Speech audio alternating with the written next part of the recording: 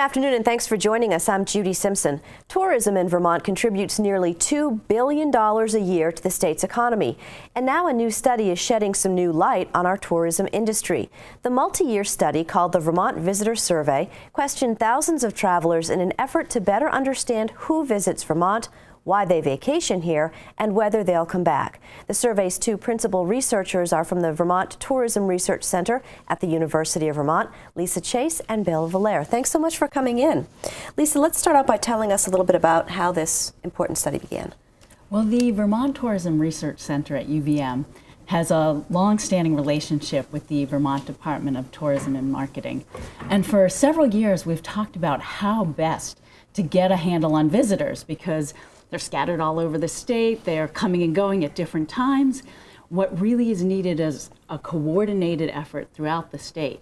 And thanks to the commissioner of the Vermont Department of Tourism and Marketing, Megan Smith, and also the research and operations chief, Greg Gerdell, we were able to pull off this coordinated effort with around 50 sites around the state participating in this two-year survey. And so, Bill, who conducted the surveys and where were they conducted? Sure.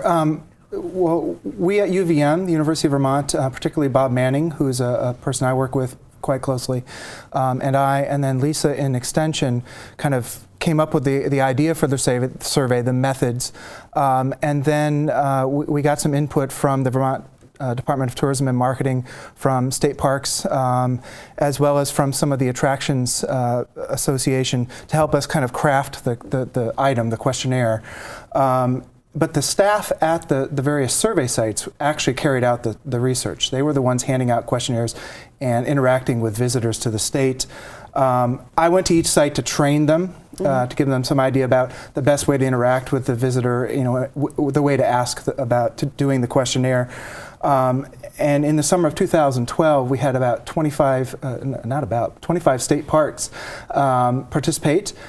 We had about 10 attraction sites, and 8 of the state welcome centers participated by handing out paper surveys.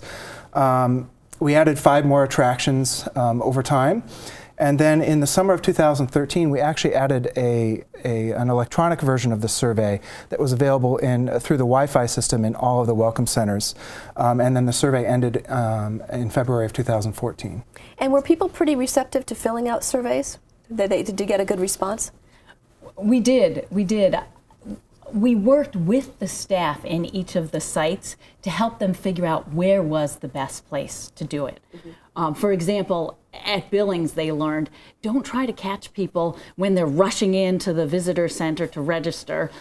Catch them when they're sitting down, sampling cheese or having ice cream. Catch them at a relaxed time.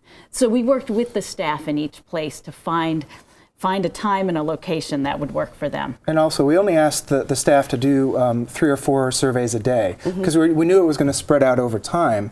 And so we figured we could get our sample large enough simply by asking 2 or 3 people a day to fill out the survey, kind of at random, based on random times. And so, Lisa, how many completed questionnaires did you receive?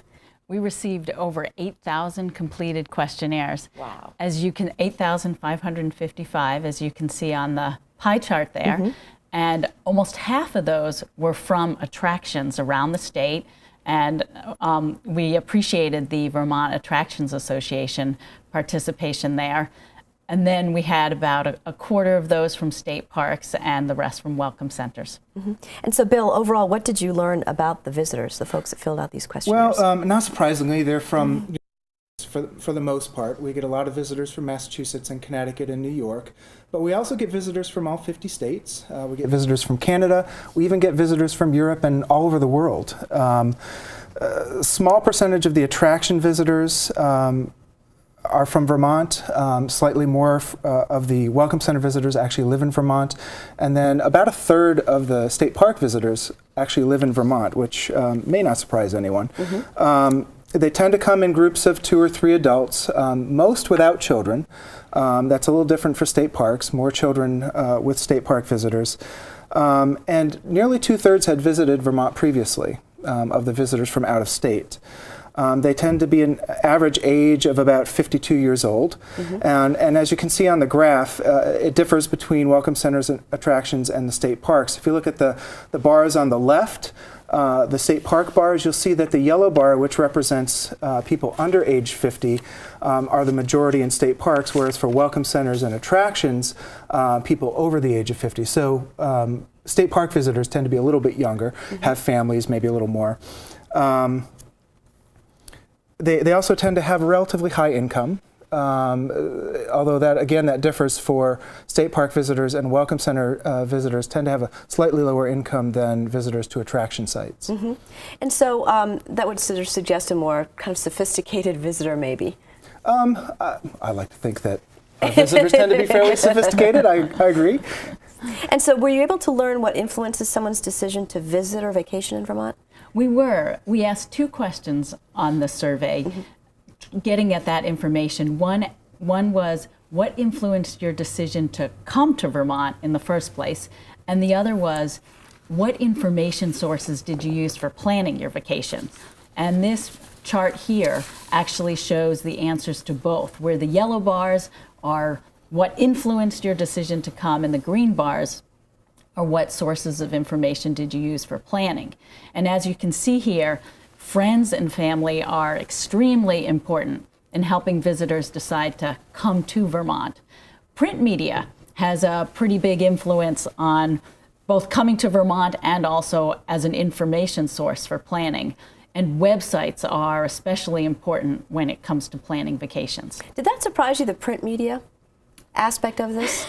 Well, you know, there's a lot of questions in the tourism industry where it used to be all print media, and there are places that are saying, I've printed so many brochures for years and years and years. Should I keep printing brochures? And also, how important is it for me to be on Facebook and to be using some of the social media? And what was revealing about this study is people are still picking up brochures, magazine articles, news articles, especially that earned media is very important in helping people decide to visit Vermont and as an information source.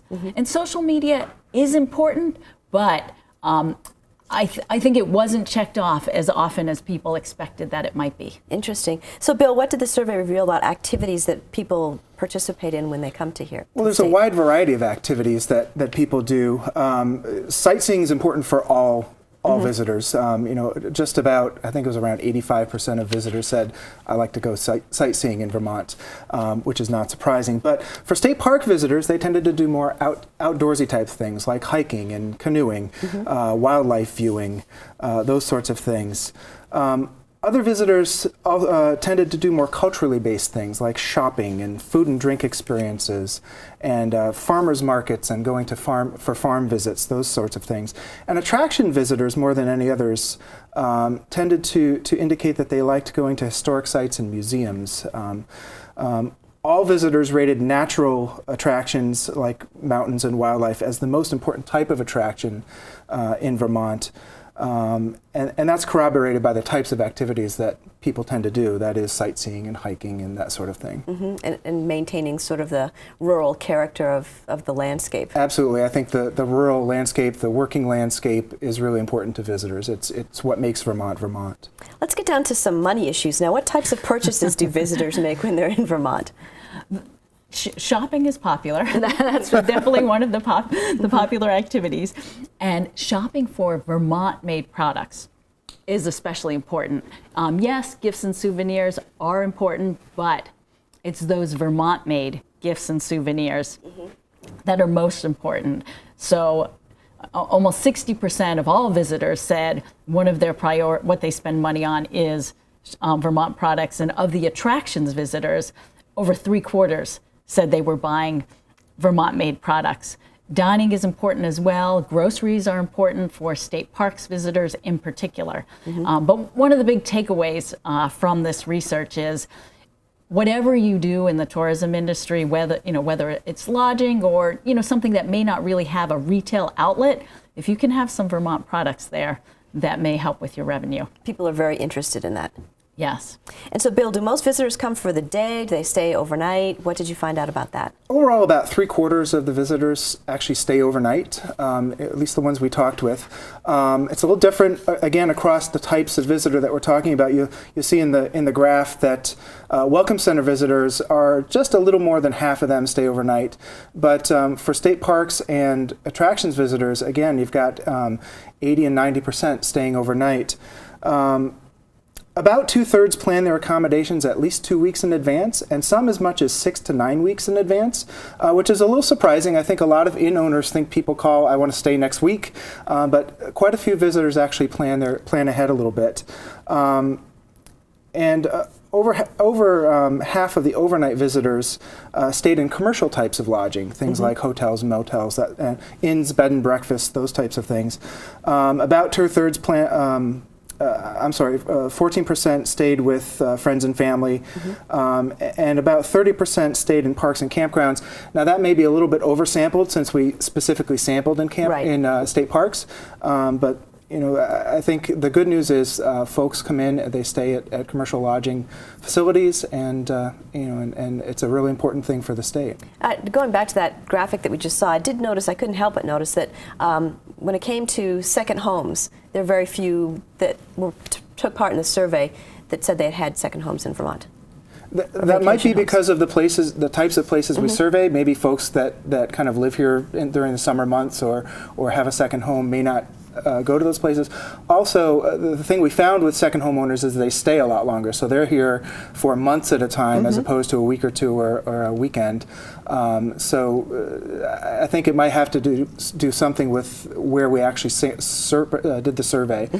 Those types of places might be only places that second homeowners go when they have guests in town or something, and then go there.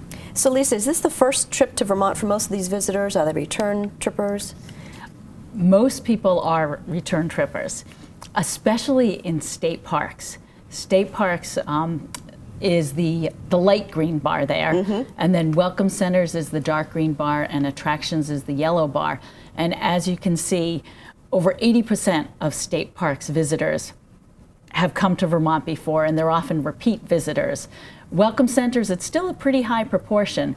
Attractions, it's closer to 60%. So, we've got on the flip side a little over 40% of attraction visitors. For them, it's their first time visiting Vermont, which is a real opportunity for us to then convert them into the repeat visitors. I was going to ask you, what do you take away from this kind of information, and how do you sort of interpret it for what it is that you do or what the state wants to do with this information? Well, we've worked very closely with the Vermont Department of Tourism and Marketing for this entire process. They've supported this study. And so they use this information for their marketing, their marketing strategy in general. However, we also are working with a lot of different groups, the Vermont Inns and Bed and Breakfast Association, VIBA. For example, we just gave a presentation to them recently where we broke out inns and B&Bs for them so they could see how that sector went. So we've been breaking out different sectors for different groups, for attractions or whoever is interested, to talk about what it can mean for their businesses individually. And so, Bill, how frequently do visitors travel to Vermont? Well, on average, they travel here about 2 to 4 times a year. That's good. Yeah, that's fantastic. Most travel in their private vehicles. Again, the majority of visitors are from nearby states, so they can get here a couple times. They often go to other places in New England while they're here. They might travel over to New Hampshire while they're traveling to Vermont as well. Most expect to come back next year. Nice. And I would say, I think if I remember correctly, it's well over 90% expect to come back within the next 3 years. Very few said, I'm never coming back. I mean, less than 1% said, I'm not coming back. We've got a little less than a minute, Lisa. What's next in this effort? What's going to happen now? We've completed the first phase. This is getting baseline data.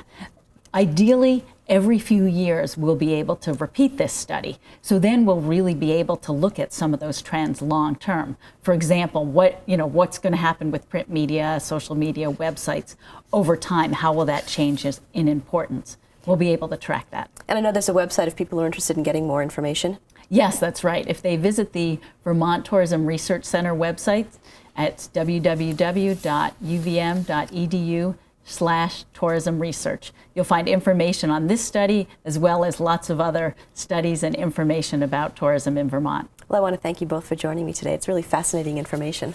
Thank you. Thank you. That's our program for today. I'm Judy Simpson. We'll see you again next time on Across the Fence.